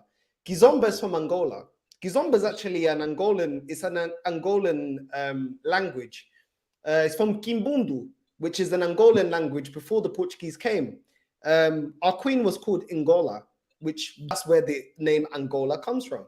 Do you know there's, I think it's 6 countries in Africa that speak Portuguese, part of the Portuguese. So listen, I'm representing Angola all the time. All the time. When I go out tomorrow, I'm going to an Angolan club. I ain't going to a Portuguese club. So listen, my great granddad is Portuguese. The rest of my family are all African. So listen, maybe I don't say it enough. It's because Angolans, Cape Verdeans, people from Mozambique, Guinea-Bissau, São Tomé, we all speak Portuguese. It doesn't mean I don't rep it. You know what I mean? So that is why I talk more about it. But when it comes to music, sorry to say, Portuguese people, you ain't got no music. We have the music. So when it comes to music, but the thing is, the reason I don't play it is because I get copyright. But I'm gonna start doing lives on my Instagram to show my culture, because I remember people used to call me Caribbean when I was like chilling, and people were like, "You Caribbean? You Caribbean?" No, I'm from Angola. Where's that? Oh, I'm from Cape Verde. Where's that? Oh, you speak Portuguese? Oh, I don't even. So listen, now I see a lot of Caribbeans in the Kizomba and dancing Zouk. There's countries in the Caribbean that dance Zouk. Zouk sounds exactly like Kizomba from where I'm from. So listen, I'm always representing. And listen, like I said in this channel, I always say, wherever you're from, rep it. You know what I mean? I love everyone and I'm up for knowledge on everyone. I have a lot of Caribbean friends and I educate them. And like I said, I got a lot of dealers with Caribbeans. You know, a Caribbean person actually gave me the dad role that my own dad didn't give me. You know what I mean? When it comes to the Caribbean, when it comes to South Americans, like my girlfriend's from South America, I spend a lot of times in Latin clubs, Colombian clubs, Dominican clubs. I got love for everyone. You know what I mean? But the thing is, this is YouTube. I can't show my whole life. But listen, the reason you know I'm from Angola is because I told you I'm from Angola. You wouldn't know, would you? So listen, I am representing. So big up wherever you're from in the world. Big up to all of you lot. Listen, I don't want to keep Kenny Ken any longer. So I've got 2 more questions. I'm not going to get the actual links up, but Bellerin and Pablo Mari, what's your thoughts? They want to leave. What's your thoughts? Should we get rid or should we keep? Bellerin all day long. You know, it's the feeling's quite mutual. Bellerin wants to go, and I get why Bellerin will want to stay in Spain for a simple reason. Again, international ambitions. You know, that he probably sees it as a vacancy in Enrique's side right back. You know, for a player who's played a lot of games in one of the hardest leagues in the world, by now he should have cemented if not a right back berth for Spain, at least a squad berth for Spain, because he played for the the junior Spain teams, the under 21. Now he needs to break in, and he's at an age where he has to be playing international football. So all day long, I get why he needs to stay. In terms of Bellerin, and I say it without any personal dislike for him, I've liked the fact that he hasn't been at the football club. He's probably the reason why, because I do get frustrated with him. Ever since he's got his injuries, he's not the player that I thought he was going to be. Before he had his injuries, his pace, his pace was unbelievable. Don't get me wrong, his defending weren't the greatest, but he had great pace. But one of the things that always frustrated me about Bellerin, and I think one of the reasons I probably got really frustrated with him, because I started seeing right backs like Reece James and Trent Alexander-Arnold, and I thought, hang on here, this guy is not what we need. And then when he got his injuries, he became a liability defensively. It was a case of, please go. Please just go. It's win-win for everyone. A lot of Arsenal fans got a lot of soft spot for him because, of course, mate, he's like a Catalonian kid with a Cockney accent. Of course they're going to love him. You know, like Ali Dier, the French guy with a Cockney accent as well, was talk street. Of course, you're going to love, you know, those two, you know, because they grew up in a football club. But their utility to the football club, as far as I'm concerned, is a big, big minus now. So I want him to go. Pablo Mari, he's never been the right player for us. You know, he's a good squad player, but I'm sorry. You know, any squad players I want is someone who could push for that first team. He ain't pushing for that first team. He's, you know, and that's the thing. I want the players that Arsenal sign up from now on.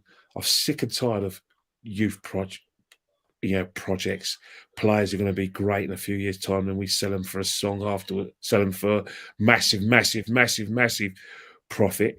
I want players who are going to come and challenge for the team. That's why you were excited by Rafinha, and I was excited by Rafinha. You're excited by, Gnabry. You know, and I know that those guys can easily walk into that front three and replace any of our players in there. And that you could, if you get Rafinha, you could put Saka on the left. You would get Gnabry. You say, sorry, Martinelli, this guy's better than you. Actually, he's got more experience than you, and he's actually more effective. You know, you're just a player coming up, but this guy's better than you. And that's what I want in the football club. I want midfielders to come to this club who are better than Xhaka. You know, I want. Would you take Richarlison? I mean, this guy's asked for your opinion on Richarlison, Kenny. So, speaking of Richarlison, great. The problem, my biggest worry is end product. You know, because the thing with Arsenal, Kamal, is that one of the things that Arsenal fans gave themselves a stiff neck over since we lost Aubameyang. We all talked about goals. We need a striker to put the ball in it, because if we had this striker to put the ball in it, we'd have got the top four. Well, when you look at his goal record at Watford and Everton, you know, it's been good, but not great. It's not gonna. And that we want someone. We want a great goal scorer, not a good player who's very exciting. But the end product does concern me a lot. You know, it's not. All right, don't get me wrong. He played in last season was a bit of a car crash for Everton, but he's played in some really good Everton sides, especially the one that they had under Ancelotti, where, let's face it, Ancelotti overachieved. Yeah, to get Everton ninth. We now know that. At the time, Arsenal fans were saying that Mikel was a better manager than Ancelotti because we finished a place above Everton. But right now we know, state of play, 1st of July 2022, he overachieved at Everton. So in terms of Richarlison, let's just say, if you're offering me someone else who we think can get me the goals, and get me 15 to 20 goals a season, other than Richarlison, I'll take that player. But Richarlison's a great player. And, you know, he'll be, who knows, if he went to Spurs, he probably would score goals. You know what I mean? He would score goals because he's playing with better players. And, you know, it seems like Conte is getting the best out of him. You know, Callum Wilson's, you know, SMG, Callum Wilson's a player no one talks about. But when you look at when you look at the attributes for a centre forward, scores goals, Callum Wilson scores goals. Play your back to goal, Callum Wilson plays your back to goal. Run the channels, Callum Wilson can do that. You know, strong, can rough up the defenders, Callum Wilson can do it. Good in the air, Callum Wilson can do that. Played a few internationals for England, Callum Wilson's done that. So why aren't we not talking about Callum Wilson? Why aren't we? Why aren't we? Because this guy's got a point, and, you know, he's another English player that we just forgo because he's English. But SMG, you know, I thought of every reason not to have Callum Wilson at our club, and I can't think of any reason why he shouldn't be at our club, because he ticks all the boxes for me that you kind of inadvertently raised. But yeah, I bought this because it seems like it's an older viewer. Ken, I have no problem with you or Jez, but I like you two. I have been supporting this club for 53 years, so I have seen the great players, etc. But maybe I misunderstand you because you are trying to replica. I don't really understand. I'll speak to Lynn, because Lynn has me too happy with, you know, because she watched the show that me, Lee, and Jez done. And what's happened, right, is that it was a bad defeat, a really, really bad defeat, and we went in. we really went in the club, the fans, the manager, and the players. And Lynn, she's seen me at on Tom Canton's channel, and she does watch Tom Canton. She watches Same Old Arsenal, and she does watch the channels, Highbury Squad, and she watches the Judges channel, which is Gonna Talk. Yeah, and the thing is that I think what she's trying to say is that she doesn't get Lee, because obviously Lee's very, very controversial. He's very in your face. But the thing is that we're not trying to replicate what Lee's saying or replicate how you think Lee comes across. What we're saying is that all three of us, have the same sort of concerns for the football club. We're desperate. Me, Lee, Jez, and Northside as well. We're absolutely desperate for this club to get back where it is. And we're very frustrated with the fact that the progress isn't quick enough. Don't get me wrong. I know you come from Lynn. You've seen like the lean times of Terry Neal. You've seen us go 8 years without winning anything from 1979 and 87. Obviously you saw the times where in the 1970s, after we won a double, that team, we got Alan Ball, we got Charlie, Alan Ball in the side, we got Peter Marinello, and then the team kind of broke up in 73 after we finished second, and then we started going down the table. We started finishing 14th and 15th under Bertie Mee. We sacked him, got Terry Neal. We kind of had a bit of a he improved things a bit, but we just became a cup side. Dom Howe, after Terry Neal came in, and we were just like, didn't win anything. And we were a well-coached side, but we didn't have exciting players. Then we've seen George Graham and Wenger. So you've seen the same sort of frustrations I have. But the fact is that George Graham and Arsene Wenger have given us that kind of success, world domination, that I think we're on a cuss-off. So you can't, what me, Lee and Jez are saying, we can't put the genie back in the bottle, because the simple reason is that we're now a big club. We have to challenge for all those trophies. We have to, get past Project Youth, start attracting the sort of managers that Tottenham are attracting, and start challenging that league, because the club of our size demands that. And the fact that we've seen George and Arsene get us to the cups, get us dominating English football alongside Man United, we can't go back to where it was before. And I think the club are going down a sort of commercial aspect, i.e., and Project Youth is just about money. It's not about getting players who are going to help us win trophies in the long run. It's about getting players in who can, help our finances being sold for a song. And that's why we get angry. And sometimes we get angry with fans who we believe are not fighting hard enough for it, or just happy with Arteta. It's not personal, but we generally can't see how Arteta could get us into the top four or get us back where I think he's going to get. So that's why I want him replaced. That's why I want the Cronkies to start employing the calibre of people behind the scenes that Chelsea had before Bewley sacked them all. But you know what I mean? Those kind of people that Man City have. If we're strong within the footballing structure, then we're going to be strong on the pitch, because we're going to get a high-level manager and we're going to get high-level players, because we're strong in those positions. And that's what I'm fighting for. And that's why I won't rest until Arsenal win the Champions League, Lynn. I won't rest, because I think we deserve it, because our record in Europe is so bad. 28 years without a trophy. We need to get back to being a big club, not just in name, but in terms of trophies. Because look at it.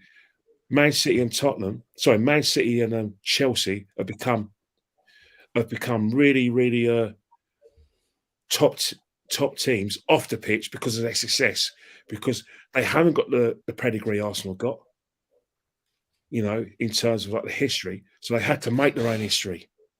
So winning all those titles, getting to the cusp of winning the European Cup, Chelsea winning all those titles, cups, League Cups like Man City won, but they've won 2 Champions Leagues, has made them more valuable commercially off the pitch, which is where we're not so much being left behind, but we'll be left behind if we carry on not going through this youth process and carry on in a vein where we go years without winning in Europe and years without winning the Champions League. No, facts, Kenny. Facts. Lynn, I'll read your last comment and then we're going to wrap up. That I understand from you, Ken, this is maybe where I misunderstand because I do get frustrated and I think you are right. I just don't like how Lee is abusive for you. You are respectful.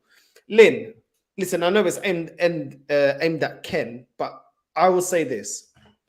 Everybody is different. And maybe if his content's not for you, like Lee's rightfully says, you don't have to watch him. Do you know what I mean? You don't have to watch Lee if you feel that strongly about his opinion. The same with me. Lynn, I'll be real with you. I'm swearing so much in Portuguese. If you know some of the stuff I'm saying in Portuguese, if you understood some of the, trust me, you think Lee is lightweight. The things I'm saying about some Edu, Vinay, the Cronky in Portuguese, if you understood it, I'm worse than Lee. So Lee, I think, I can't speak for Lee. I got nothing but respect for Lee. Everything Lee gave me a confidence that I can't even explain. And Lee has been nothing but supportive, not to me, but to many, many people. Lee gets a lot of abuse. He is on a different level to me in terms of channel and in terms of awareness around not just Arsenal fans, but football fans. He must get so much abuse. I experienced some of this abuse as my channel was growing. This is not for everyone. And maybe it boils up in a way that he's like, I'm fed up of people coming for me when I have the right to have a difference in opinion. And maybe that's where that comes from. But honestly, let me tell you this, Lynn. I don't know if you have a YouTube channel, but when you get a YouTube channel and you say your opinion, the things that people say to you, they will never, ever, ever say that to your face in the street. And that is going to, I'm not saying that that's affecting. I don't think Lee's depressed. I think Lee's quite a strong character. I can't speak for him, but from what I see. But of course, it's going to affect you in some form, shape or form. And of course, he's going to be like, you know what? I had enough. Like, I have the right to be Arteta out as other people have the right to be Arteta in. And why don't the Arteta ins get abused, but I have to get abused? Because I have a difference in opinion, because I have the guts to say a difference in opinion. And like I said, this is just from me being a very tiny YouTuber for a very small amount of time. I can understand when you get a channel and you say the things that Ken says, I say, Jez says, the abuse you get is ridiculous. Certain things people said to me, and I'm small, and I'm like, you would never say that. I've been outside the Emirates with AFTV, where the majority are Arteta in. No one's ever said the things they said to me online. So how do you expect someone to be? They're going to have enough after a while. How many years has Lee done it? Do you know what I'm saying? So I know maybe you're not a YouTuber, but try and put yourself in a perspective of how also Lee may feel and the abuse he takes in trying to raise the standards of the fan base. It's a lot to take on. It is a lot of abuse. And it's constant on if he's got Twitter, if he's got IG, on YouTube. I mean, we've seen celebrities not being able to take certain amounts of criticism. Why is it that if you do a YouTube channel, it's okay for you to face so much abuse?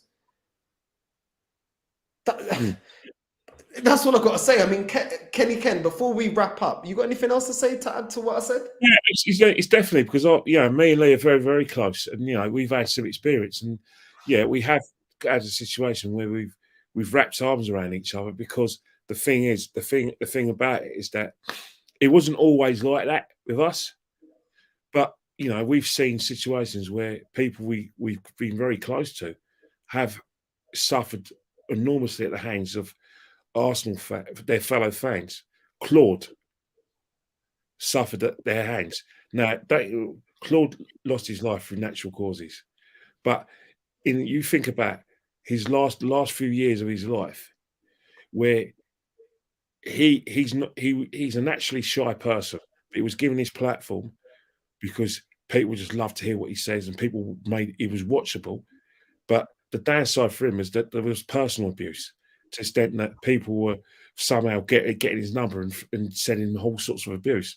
Now, because of what's happened with Claude, me and Lee have even got more like entrenched, mistrusting, blah blah. And I think, maybe it's our grief talking that we've been mistrustful. But Lee gets it a lot. Some of the abuse he gets is on a sort of like personal nature. Yeah, they're angry at Lee because they feel that he's besmirching our great club and besmirching people, blah blah. But the fact is, he's reacting to the fact that what happened with Claude, but also the personal abuse he takes of a very nature which is not on. And it's not the fact they're taking his name; they're also including people who his family as well. Where I'm thinking, hang on here, your beef and your problems with Lee is with Lee's presentation and views on the football club. But why does it have to go towards the whole to his family? And I think that's happened to quite a few people. But in terms of like the situation again regarding the football club, it's frustration. It's pure frustration. Like with the way the football club's been run and the results, the fact we're keeping a manager, and the fact that on the whole, a lot of fans seem to be, happy with the situation. And the thing that I've got no problem being happy with the situation, but it gets to a situation there where they try to muzzle us because we're thinking, well, hang on here, we haven't won the title for 28 years. Sorry, we haven't won Europe for 28 years. We haven't won a league championship for 18 years. We haven't been in the Champions League for kind of like 6 or 7 years. So we're saying, how's that progress? But the thing is, how it's come across to people who are that we're attacking them, we're making it personal. Yeah, I suppose and I think that's where the division comes, and that's where people get angry. So obviously, Lynn, you're upset as well because you feel that the fan base are being attacked, not just club, but the fan base being attacked for rating Arteta, for going to games and things. And I get and that's probably why. But what came first? You know what I mean? But at the end of the day, Arsenal fans are never going to be one. What the Arsene Wenger years have taught me and have taught a lot of us, and we're in complete denial about it, is that with the advent of social media, with Arsene Wenger's decline, I'm sorry to say that Arsenal fans will never be united. They'll be united for the 90 minutes of a football match, where they should be, because when you're watching our great club, you have to get beyond the team. You have to jump on the geezer in front of you, or the young lady, or the kid in front of you, and grab him when we score, get him in a net lock, maybe give him a kiss or anything. You've got to do that. You should be on a team. You've got to get beyond the boys, because that's what you're here for. You've got to have a good time when you watch our great club, because the best time ever, apart from going to the boxing, is watching Arsenal away from home. So great. But 100%. At the end of the day, when you look at the table and you look at, your rivals, and I think that's where we get angry. We look at Man City going past us, Chelsea going past us. Yes, they've had big money, but they've done it right as well. And Liverpool going past us, Man United, who are desperate to be worse than us, yet in figuratively speaking, they can still attract better players than us. So it's frustration mainly about clubs 100%. Going past us, and we've just sat there and stagnated, and that's where the big frustrations come about. So that's why there's divisions as well, and where you suppose we do get frustrated, with fans who we feel that are backing on the process, and you get frustrated and angry with us because we're causing all sorts of problems, and we're not enjoying the experience when we should be. So yeah, I'll get both sides. No, listen, absolute facts. Kenny Ken, listen, it's been a pleasure, which is why it's been a long time since one of my videos has hit almost 2 hours. Thank you so much for your time, your wisdom. You know what? When you speak, I shut up. That's all right. I'll talk too much. That's all right. You know what? The other problem is us North Londoners, we're all the same. One thing we have a part of our character: we talk too much. We say as it is, and we fear nobody. And that's what gets us a lot of trouble. You talk too much. You say as it is, and you fear no one. That's why a lot of us have had a lot of scrapes over the years. There you go. There you go. Kenny, listen, we got to get you back. We definitely 100,000,000% got to get you back. Big up Jez in the comments. Big up Gracie. Thank you, everyone, for your very kind words. You know what? The thing about it, right? It's great to have all sorts of comments. It's got to be a Lynn because, you know, I thought Lynn hated my guts. You know what I mean? You know, and I thought that, you know, that the reason why she hated my guts because she was, you know, friends with, you know, friendly with channels who well, let's face it, they don't think too much of me. So, you know, it was good to have a conversation with Lynn, albeit electronically. There you go. Put Kenny in the AFC defense. We get lots of clean sheets. I have offered to come out of retirement. You know, I actually will defend, and I'll definitely would do the overlaps, and I'll definitely join in the attacks. I'm good in the air. Yeah, I'll be great.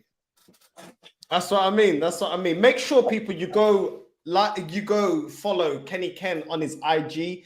Kenny Ken 1976. Two. Sorry, no, mate. I swear I was celebrating my 50th birthday in March. Listen, make sure you go follow him. Kenny, I'm telling you right now, we need to get you a channel. It is needed. It is needed. Fans like you and Jez. Look at Jez. Big up Jez. Everyone that's watching right now, make sure you go subscribe to the Arsenal History and More. Look how quickly that channel has grown. Look how quickly, because it's needed. Your voice is needed on YouTube. You know, my advice to all YouTubers is if one person likes your video, that means more people like it. So you have to be, unless you've got personal problems, then fine. Unless you've got like problems in terms of like any sort of illness, serious illness or an injury, you have to be you have to be people's faces. As I keep on saying, if people are ignoring you, stand in front of them and shout in their faces. They can't ignore you then. There you go. Kenny, listen, we need to make it happen. You need to come on YouTube. It is needed. We need experienced Arsenal fans giving an experienced view. Literally, you know what? It just came to my head. I need you and Jez to talk to me about the George Graham era. I was born 92. I never saw that era. I've heard things. I've got a bit of research. How long you got, mate? Trust me. That's going to have to be a separate video. You know what? You're going to need volume 1, 2, 3, and 4 because, like I said, if you analyse any manager's reign, you have to do it warts and all, which a lot of fans refuse to do with Arsene Wenger because, you know, both.